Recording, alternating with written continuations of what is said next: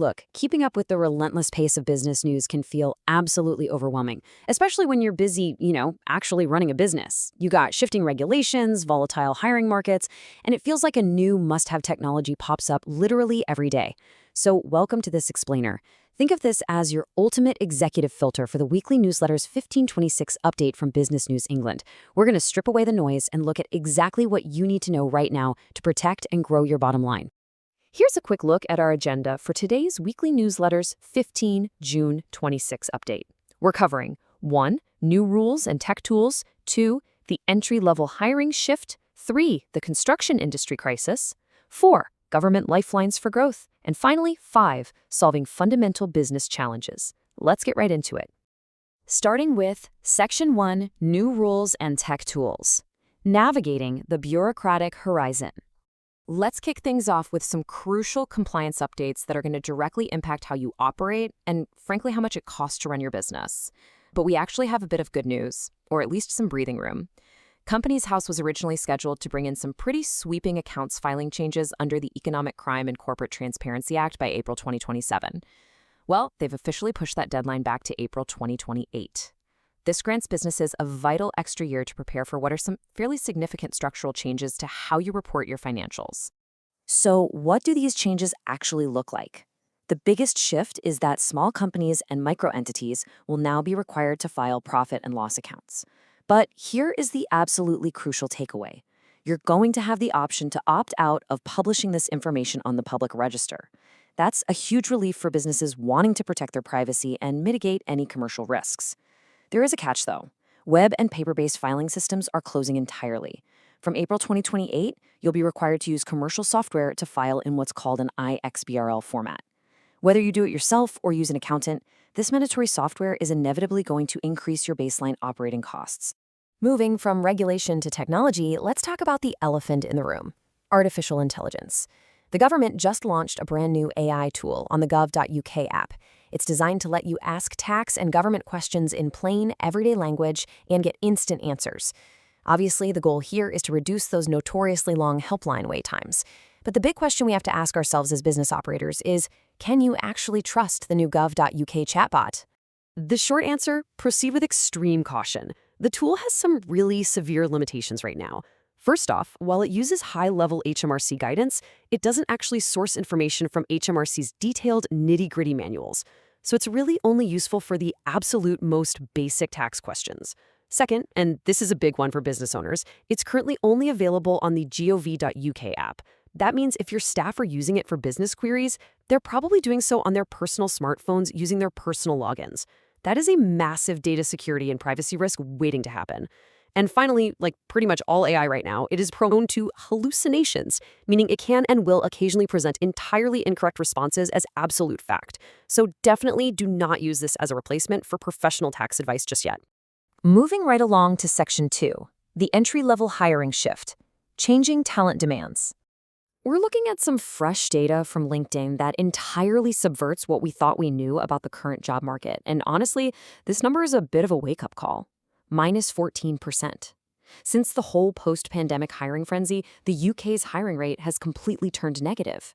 As of April 2026, it's down 14% year over year, with literally every single tracked industry in decline. But what's really fascinating here is that entry-level hiring isn't just some localized problem. It is falling exactly in step with broader senior roles. The opportunities for those just entering the workforce are narrowing significantly, which is going to heavily impact our supply of skilled workers for years to come. So where is that hiring shift actually happening on the ground? There is a massive disconnect in employer demands right now. Information processing roles, the jobs we spent the last decade telling everyone to go train for, are plummeting. Software engineers are down 27%. Accountants are down 29%. Meanwhile, relational and customer-facing roles are seeing huge double-digit growth. Retail assistants are up 25%. Sales and business development reps are up over 16%. The takeaway here isn't that candidates lack skills. It's that employer demand has violently shifted away from raw data processing, likely because of that AI integration we just talked about, and shifted heavily toward human relationship building and sales. Now let's look at Section 3, Construction Industry Crisis. Sector Warning Signs. Even if you aren't in construction, you need to pay attention to the financial health of this sector because it is serving as a massive cautionary tale regarding cash flow and inflation for the rest of the economy. Look at this staggering statistic from the recent Fixing the Foundations report. 93% of surveyed property and building firms are currently reporting late payments from clients, contractors, or supply chain partners. Over 9 out of 10 companies are not getting paid on time. And to compound that intense financial squeeze, those payments aren't just a couple of days late. They are running an average of 53 days overdue. Because of this massive delay in cash flow, 1 in 5 construction firms are now being forced to basically finance their own projects while they wait around for the money they are owed. It is a completely unsustainable strain on working capital. And the crazy thing is, the late payments are only half the story. Alongside this cash flow crisis, external inflationary pressures are absolutely crushing their profit margins. We are seeing higher employment costs, totally unpredictable U.S. tariffs, and the ripple effects of ongoing geopolitical conflicts in Ukraine and the Middle East. Contracts that were signed before this climbing inflation are now seriously reduced in profitability, or they're straight up operating at a loss. It's gotten so bad that 18% of firms admit they're terrified that a single insolvency in their supply chain could completely ruin their business. It is a vital reminder to go and bulletproof your own cash flow forecasting and payment terms, regardless of what industry you're in. All right, let's pivot to some better news in Section 4, Government Lifelines for Growth, Support and Funding. Let's introduce a much-needed relief beat into this narrative.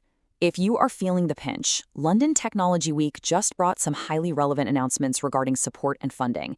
The government is actively trying to unlock bottlenecks for high-potential businesses. They announced visa fee reimbursements for scale-ups in digital, tech, life sciences, and clean energy.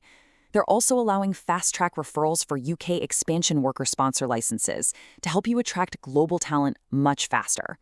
For the absolute fastest-growing companies, they're launching a bespoke concierge service to essentially cut through all the red tape, whether that's regulation, procurement, or access to finance.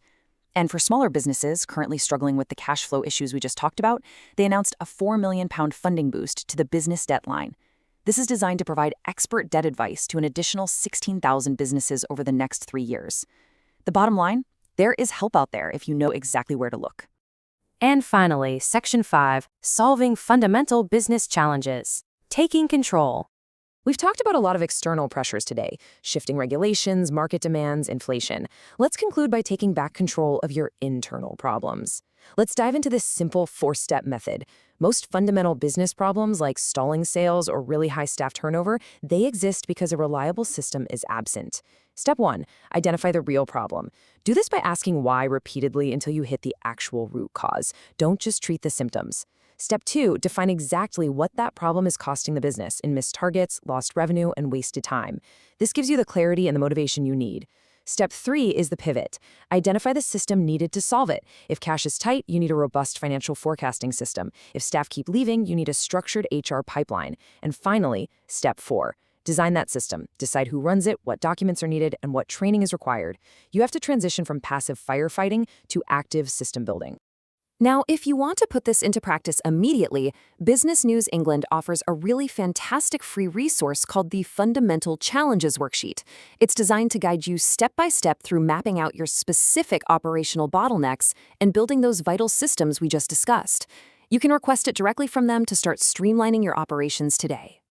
I want to end on this incredibly empowering thought directly from the newsletter. Fundamental challenges rarely solve themselves. Approached methodically, you can find the solution. Business is inherently chaotic, right? But your response to it doesn't have to be. Look at the data, build the right systems, and take methodical action. So I'll leave you with this. What is the one stubborn problem in your business today that if you've built a system for it tomorrow would completely change everything? Really think about that. Thank you so much for joining me for this explainer, and keep building.